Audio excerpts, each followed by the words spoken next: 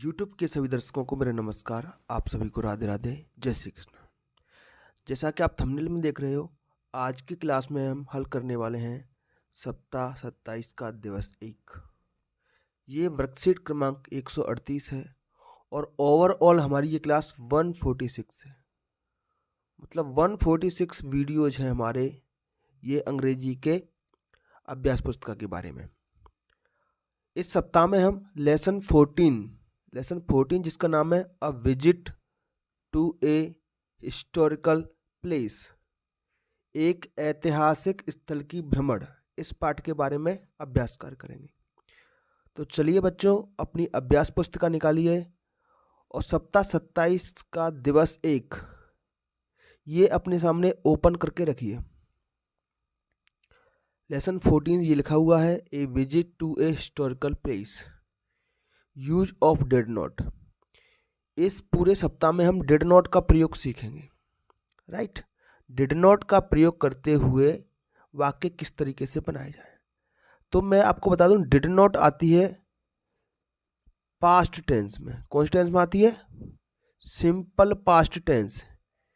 Simple past tense याद रहेगा। Past मतलब बीती हुई बातों के बारे में। इससे पिछले वाले अभ्यास में हमने सिंपल प्रेजेंट टेंस सीखा था, जैसे वह खाना खाता है ना, ता है, ती है, ते है वाले। अब खाते थे, खाता था, ये पास्ट, हिंदी में इनका अर्थ निकलेगा खाता था, वह खाना खाता था, वह ये काम करता था, वह वहाँ रहता था, वह नदी में तैरता था। ऐसे वाक्य आएंगे, लास्ट में था आएगा। ठीक है, वो सिंपल पास्ट के वाक्य रहेंगे। समझ में आ गया? इस प्रकार के वाक्यों में डिड नॉट सहायक क्रिया का प्रयोग होगा। डिड नॉट का प्रयोग सीखना है।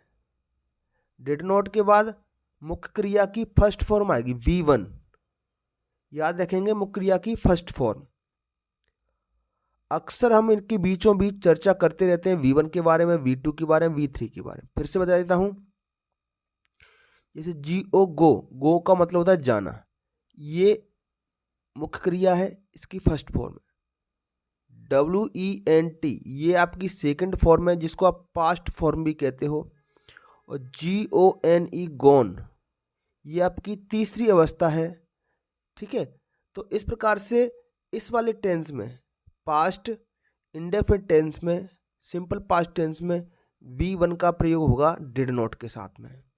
ठीक है, अगर वाक्य में डिड नॉट नहीं है तो हम V2 का प्रयोग कर रहे थे, जिसको पास्ट फॉर्म भी कहते हैं। इतना सा अगर आपको रिवाइज हो गया हो तो हम अपने अभ्यास कार्य को शुरू करते हैं। Read the words in the pot.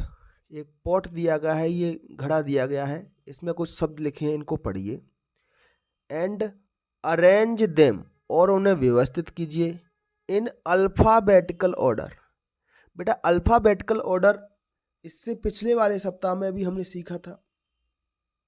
आज फिर से मैं आपको बताऊंगा, बार बार बताता रहूंगा जब तक आप सीख नहीं जाएंगे।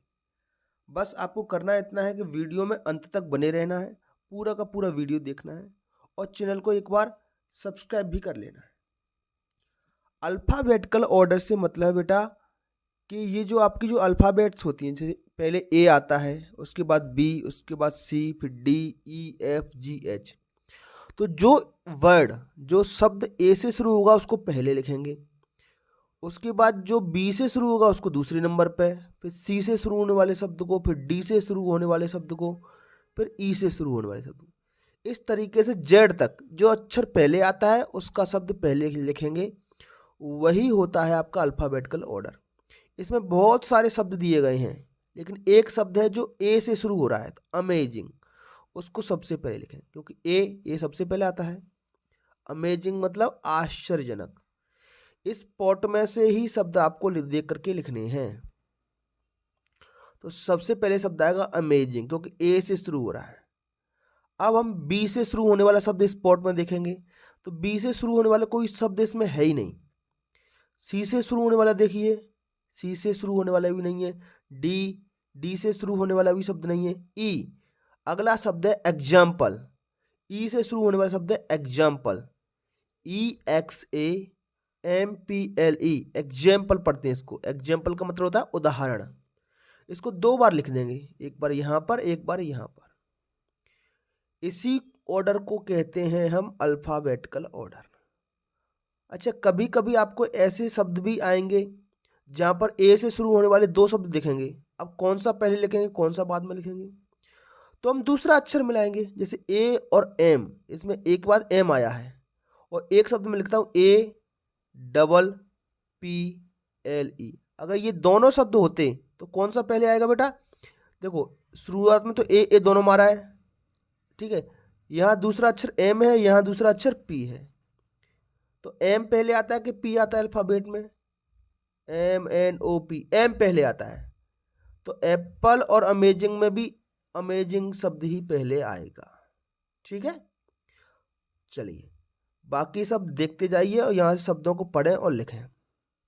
ये आपका पॉट मैंने पूरा दिखा दिया। यहाँ पर पहला शब्द है अमेजिंग, हो गया आपका ए से शुरू होने वाला। फिर बी से शुरू होने वाला शब्द यहाँ से यहाँ तक ढूंढिए जरा, कोई मिल रहा है कि आपको? नहीं मिल रहा। सी से ढूंढो, सी से भी नहीं मिल रहा। डी से शुरू होने वाला शब्द देखिए, डी से भी नहीं है। ई से शुरू होने वाला शब्द एग्जाम्पल, ये मिल गया। इसको यहाँ लिखिए, एग्जाम्पल मतलब उदाहरण। ई के बाद एफ से शुरू होने वाला शब्द देखो जरा, एफ से शुरू होने वाला शब्द नहीं है। जी से शुरू होने वाला शब्द है ग्लोरियस, ग्लोरियस मतलब शानदार, ग्लोरियस पढ़ते हैं इसको, ठीक है। जी के बाद एच से शुरू होने वाला शब्द नहीं है। आई से शुरू होने वाला शब्द भी नहीं है। JKL, हाँ, एल से शुरू होने वाला शब्द है लार्जेस्ट, ये लिखा है लार्जेस्ट। यह लिख दीजिए चौथे नंबर पे, लार्जेस्ट, LARGEST, लार्जेस्ट मतलब सबसे बड़ा। एल के बाद एम से शुरू होने वाला शब्द ये मिल गया आपको, मोनूमेंट मतलब स्मारक, 2 बार लिखेंगे। एम के बाद एन से शुरू होने वाला शब्द नहीं है। ओ से शुरू होने वाला भी शब्द नहीं है। पी से शुरू होने वाला शब्द ये रहा आपका, ये मिल गया, प्रीस्ट, PRIEST, इसको पढ़ते हैं प्रीस्ट का मतलब होता है पुजारी। शब्द 2 बार लिखना है आपको, एक बार और लिख दीजिए। पी के बाद आर से शब्द होने वाला शब्द है रॉक, ROC के रॉक, ये लिखा बेटा, ये रॉक मतलब चट्टान, ठीक है। आर के बाद एस से शुरू होने वाला शब्द ये रहा, स्ट्रक्चर, STRUCTUR, स्ट्रक्चर मतलब ढांचा, ये लिखा है स्ट्रक्चर, ढांचा। जैसे कोई मकान है तो उसकी नींव बनाते हैं, ढांचा बनाते हैं, ठीक है। मकान को खत्म कर दो, मिटा दो, नष्ट कर दो तो उसका ढांचा बचता है। RST भी नहीं है, U भी नहीं है। वी से शुरू होने वाला शब्द विजिट, ये मिल गया विजिट, VISIT, विजिट मतलब किसी को मिलने जाना। वी के बाद डब्लू को मिल रहा बेटा वर्ल्ड, WORLD, वर्ल्ड का मतलब होता है संसार, पूरा विश्व। वर्ल्ड कप होता है, पूरे संसार की टीमें उसमें खेलती हैं, ठीक है। तो इस प्रकार से आप अल्फाबेटिकल ऑर्डर में शब्दों को अरेंज कर सकते हैं। अच्छा, डिक्शनरी में भी कोई भी शब्द आपको देखना हो तो वो अल्फाबेटिकल ऑर्डर से ही मिलता है। सबसे पहले ए वाले शब्द मिलेंगे, ए के बाद फिर एक और ए आती है, वो वाले शब्द मिलेंगे। ए के बाद ए और फिर बी वाले शब्द मिलेंगे, जो ए और बी से शुरुआत होंगे। इसी तरीके से लास्ट में जेड से शुरू होने वाले शब्द मिलेंगे आपको, है ना। तो क्रम से शब्दों को हम डिक्शनरी में भी ढूंढते हैं। तो बेटा आज की क्लास में इतना ही। आपको हमारा वीडियो अच्छा लगा हो तो कमेंट बॉक्स में हमें बताएं। अगर आपको कोई चीज़ समझनी हो, परेशानी आ रही है किसी को करने में, तो वो भी आप हमें कमेंट कर सकते हैं। तो चलिए बच्चों, फिर मिलेंगे अगली क्लास में। तब तक के लिए आपका दिन शुभ हो। Have a nice day and thank you. देख लो बेटा, ये पूरा हो गया क्या? और पेज है क्या इसमें? ठीक है, ये पूरा हो चुका है। Thank you for the day.